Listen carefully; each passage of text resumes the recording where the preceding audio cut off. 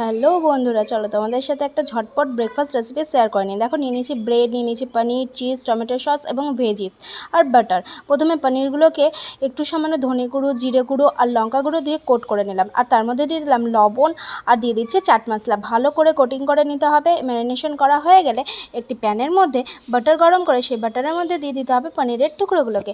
পনিরগুলোকে এপিট ওপিট উল্টে সুন্দর করে ভেজে নিতে হবে।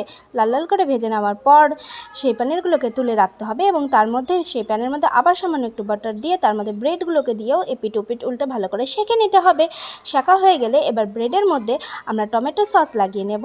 টমেটো সস লাগিয়ে নিয়ে তার মধ্যে দিয়ে দেবো শসার টুকরো, দিয়ে দেবো পেঁয়াজের টুকরো এবং দিয়ে দেবো পনির। তোমরা এখানে চাইলে টমেটো ইউজ করতেই পারো। এরপরে এর মধ্যে দিয়ে দিলাম চিজ, আর ভালো করে এই স্যান্ডউইচগুলোকে তার উপরে একটা ব্রেড দিয়ে ভালো করে এই স্যান্ডউইচগুলোকে প্যানের মধ্যে আবার একটু সেঁকে নেব।